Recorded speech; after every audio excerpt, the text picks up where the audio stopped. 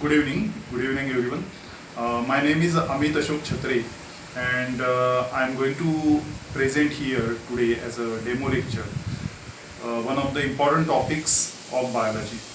And today I am going to discuss about genetics.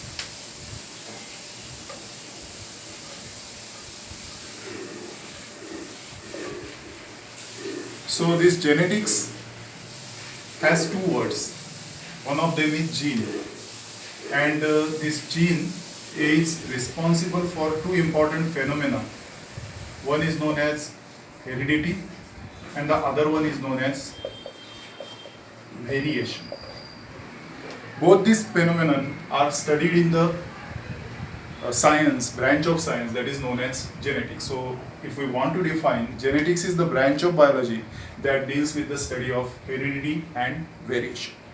We should know what is heredity, we should know what is variation. Heredity is responsible for the transfer of certain characters. Characters are also called as traits. And this transfer is vertical transfer, that is from parents to their offsprings, and so on. So such kind of transfer of characters, because of which we as a human share some common characters. Our ancestors have passed on certain characters to us. All this is due to the heredity. So we have to remember, heredity is due to transfer of traits generation to generation. Then what is variation? Variation is slight changes that occur and inherited. So here the two important things are slight, the changes should not be very huge one in one step, occurring in one step, otherwise there are less chances of survival of the organism. So slight changes, slight differences which occur from one human being to the other, from one organism to the other, lead to variation.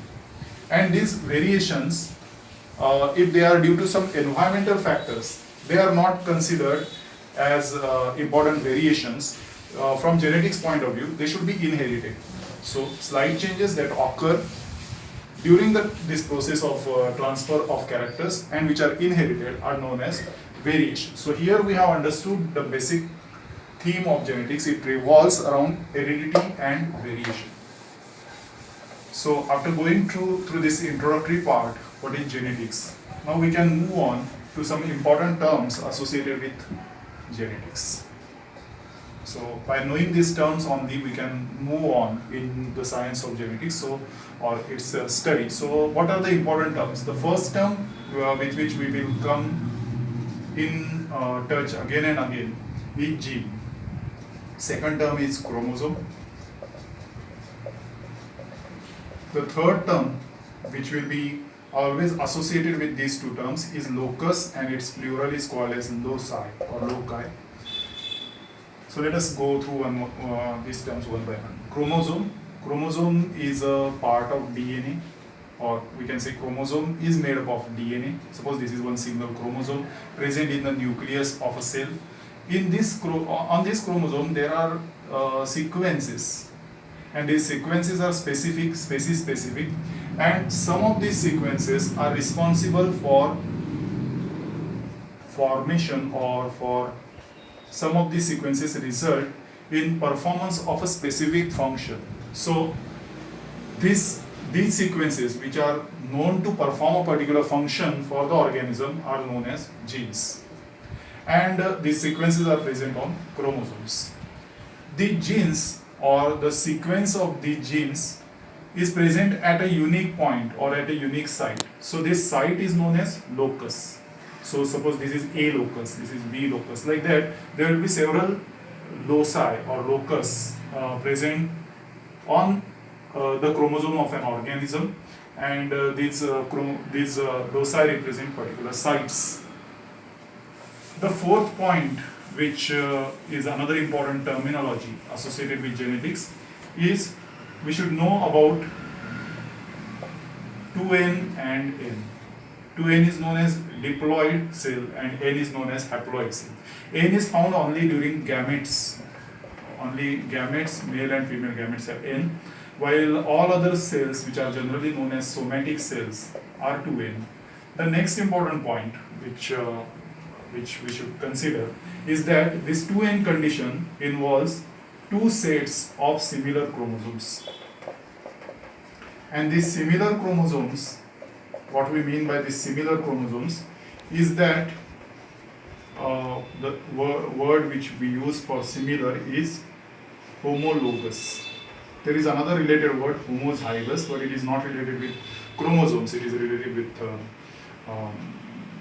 genes. So homologous words, homologous chromosomes, one coming from the male parent and the other one coming from the female parent, they together represent the 2n condition in an organism.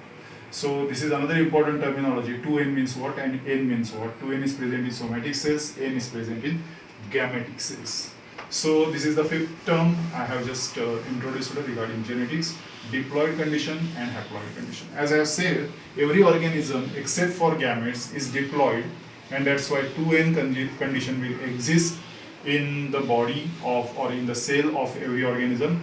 So suppose this is one chromosome, and suppose this chromosome is coming from this parent, and now by this sign you can understand it is a male parent. This is the second chromosome, this is coming from female parent. This is the sign for female parent. Now this chromosome has this particular unique site, we call it as a loci, locus singular. So suppose this is locus A, then at the same point, same kind of unique site will be there on the female parent also, and it will be also called as locus A. So in this way, this chromosome and this chromosome together will form a pair of homologous chromosomes. And if one chromosome, say this is chromosome number 1, this is also chromosome number 1, there may be more than one chromosomes in organisms. So if suppose we are comparing a gene on chromosome number 1 and chromosome number 3, then these will not form a pair of homologous chromosomes. So this is another important point. What is homologous chromosomes? We should know that homologous chromosomes are present, or they are and both these will be present in a single cell of the progeny. So homologous chromosomes are present in the progeny, but one is coming from male parent, the other one is coming from female parent, and both are of similar type. So, and they are present at the same location. So this is another important, very basic terminology, very basic concept we should always remember while studying the genetics. So on and so forth. There will be few more terminologies associated with this particular topic of genetics, which we should know when we are starting the study of genetics itself, and thereafter we can start with our discussion on Mendel's laws of inheritance. What is the work done by Mendel? What are the laws given by Mendel? How to interpret these laws given by Mendel? Thereafter, we should know about few of the deviations from Mendel's laws. We should know about linkage and crossing over. We should know about disorders like Mendelian disorders and few of the chromosomal disorders. And one more point that is there in our chapter on genetics is sex determination.